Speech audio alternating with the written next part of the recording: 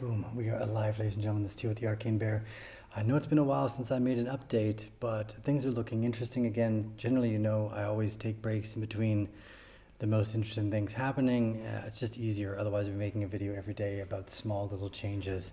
So we have seen a shift, and what I'm going to do is take a look at Bitcoin on a larger time frame. Now, the last time I made a video, I had my targets upwards of around $115,000 for Bitcoin, but Bitcoin was only at around $95,000 at that moment.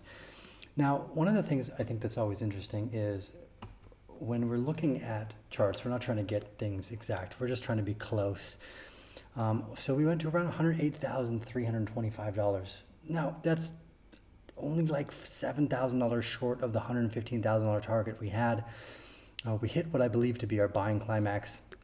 We've had our first initial shakeout, and to me it looks like we're forming a really beautiful horizontal range. Now, we never know what comes next, but generally speaking, if you know the methodology we've been following here, these horizontal ranges go into a breakout of some kind or distribution, which will come next. I don't think we're quite there yet. A little bit too early, especially for how much time we went into the reaccumulation box. I don't think we're going to lead to distribution. So I suspect that what we end up seeing is something like this, where we jump back up to around 107,000, probably in the next 2 weeks. We come back down one more time, and we test around maybe 86,000 for a spring, move back up, and then we move onwards and upwards, probably for the finale of the bull market. Now, the finality of the bull market here could go, I think I made targets upwards of around 240 grand. That's not totally out of the ordinary. When you have a very illiquid product like Bitcoin, if demand starts to increase massively, which it can, and likely would, it's usually dependent on what's happening in the world, you're going to see the price react to an extraordinarily volatile to the upside, and also, as we've seen in the past, to the downside during the selling scenario. Distribution usually comes after the the buying climaxes have taken place, and it's usually a very sharp turn to the downside and a very big shift. So for instance, just as an example, if we were to see something like this where we broke up to 115,000, came back in and couldn't close back above the box in like 90K, then we could come crashing back down. But I don't think that's the case.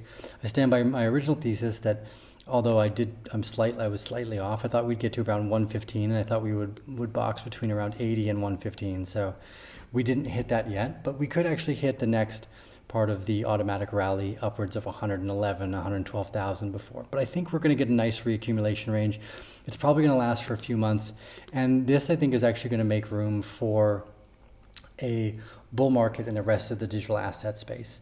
Now, one of the things I talked about previously is that due to the fact that the Bitcoin ETFs are so monstrous in comparison to the regular way we had gotten used to kind of trading the Bitcoin market space, which is everyone had to always go back into USDT, the ETFs can just go straight into USD. So it's changed some of the game. Usually there was a big wash between Bitcoin profits and back to the digital assets. We'll make some other videos on Solana, XRP, we'll do the rest later. But for now, we're just going to focus on Bitcoin. Here is the total net Bitcoin ETF flows daily and total to date. And as you can see, around the 16th of December, which was the top, they all of a sudden went from buying to selling. Now, the selling isn't enormous, and the new year has just started. Often big funds are looking to close off winning or losing positions effectively for tax loss reasons. So you see a lot of volatility right around the new year as big funds close out positions, either to take profit to meet requirements for their holders or for tax loss requirements as well. Although I don't think too many people are in negative at this point from Bitcoin, because we're basically a brand new all-time high. So I don't think that's exactly the case. But nonetheless, the new year often does this. You'll see volatile moves right around the beginning and the end of the year. And that's what we've seen so far. So we've seen a nice bounce, but so far a very stagnant move to the start of the year. We don't actually have any data past the 31st yet for the inflows for Bitcoin, but I assume that those are going to show up and you're going to see they're largely positive, and I think that they're going to largely build as well, just to kind of match that current data set we were looking at, where Bitcoin is on its way back to between 103 to 107,000 pretty easily. The other thing that we always look at is the long and short-term holders. Now this has jumped up quite a bit here, as you can see in previous bull markets, as the long-term holders decrease and short-term holders increase. That's usually a sign of the end of the bull market. We don't see that yet, but we're definitely en route to it. And that's important to remember, is that we're en route to the end of the bull market. Now, as much as that's not fun to know, it's not over yet. And when it is over, it's usually over in a blazing flash of glory to some degree, because you're dealing with such an illiquid product and such a massive amount of capital that wants to move in and out of the product space. Now, we could see something shift. In my previous videos, for a long time, I've said the goal of Bitcoin is to become a stable coin somewhere around millions of dollars per Bitcoin.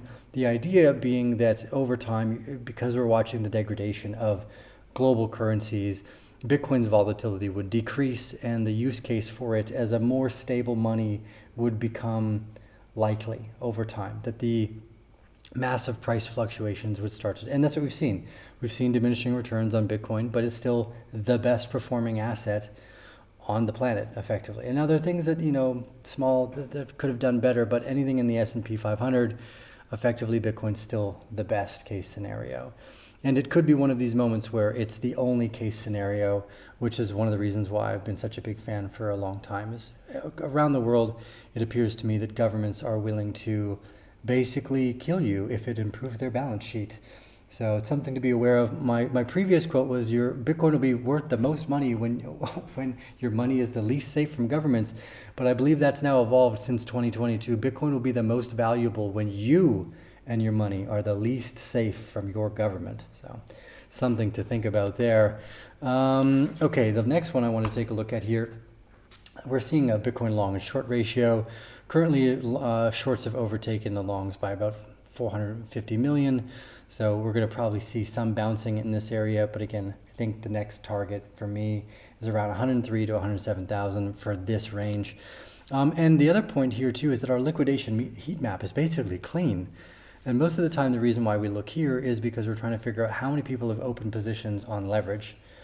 And most of it's coming from the ETF, which is in itself impressive. Most of this buying power, unlike our previous bull markets, is coming from the ETFs. It's not coming from retail investors. It's coming from large capital fluctuations within BlackRock, Fidelity, and the rest. So there's a potential to go and fly to those 250K targets as they start to turn on the liquidity spigot, because they have a hell of a lot more capital than we're giving them credit for. Bitcoin was able to get to $60,000, $70,000 last time with just basically retail investors, and now you have institutions which have a massive amount of influx of capital and the ability to go straight back to the US dollar, which has changed the game dramatically. Now, last thing I wanted to look at, and I mentioned this right as the bull market started in early 2024, right before, when Bitcoin was bound around 60,000, before it started to make its scream. China's printing a ton of money. An enormous amount of yuan is being printed. Normally we would look at the United States and go, is the United States printing dollars, and is the M2 increasing? Here the Chinese M2 is increasing trillions of yuan per day. Now, trillions of yuan is only hundreds of billions of dollars, but that's still hundreds of billions of dollars. Now, it sounds ridiculous to say, because hundreds of billions of dollars is a ridiculous amount of money. But when the governments are printing so much capital, it has to find a home somewhere. And most people who know anything about currency know that they want to change that currency for assets as soon as possible, which is why we've seen such a massive increase in the price of assets over the last few decades, is because that inflationary drive is driving pressures to accumulate assets and trade those currency dollars for something more tangible. Lastly, just as a macro perspective here, the S&P 500 we've been watching for a really long time. I actually remember this moment very specifically because it was in the end of 2020. I was writing articles around excess deaths, and Michael Burry had gone short billions of dollars, and I just laughed. I said, this guy clearly doesn't know. He got right once, but he's not knocking on the right doors now, because if he was knocking on the right doors then, he would have shorted Pfizer instead of the S&P 500, which is still down largely to date. So are the rest. But here, this particular moment was interesting because we have the buying the street when there's blood full, like running through the causeway, is an important one to remember because it's a visceral experience to understand this, not just when things are bad, it's when people are dying. Because it's not just the deflationary pressure of less people on the monetary supply is huge. It's something I hadn't calculated in, largely because I wasn't probably old enough to have gone through enough of these visceral experiences to understand why. But long story short, I think we're about to reach a market melt-up scenario. I think a lot of people think that the market is going to break to the downside because it's overheated, but I believe we are at the basic, effectively the last throes of the dollar around the world, whether it's the yuan, the dollar, the Canadian peso, whatever it might be. These governments are going to go into ultra print mode. And it's not really going to affect the base CPI levels anymore because of the deflationary pressures of excess deaths that we talked about in our private newsletter, because we can't talk about that in public without getting kicked off the internet because the internet is heavily censored.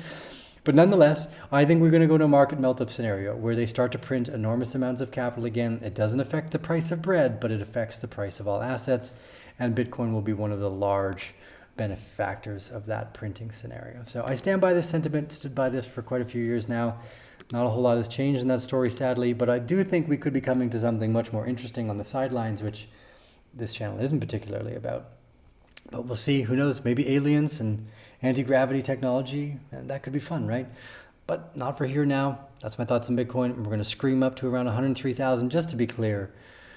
107. We weren't that far off from my $115,000 target, so the fact that we came back down is just a normal course in action here. I think we're going to form a trading range, just like I said, before we hit, after fulfilling this trading range, go into the finale of the bull market, which could be 6 to 9 months from now.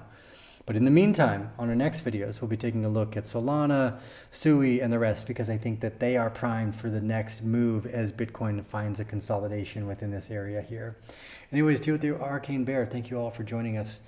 Remember to leave your thoughts, your comments. I know it took me a while, but I was out there, enjoying the whims of the wind and appreciating life in all of its finest qualities, loving the sweet things that show up in the gifts around our solstice. So drop in again soon.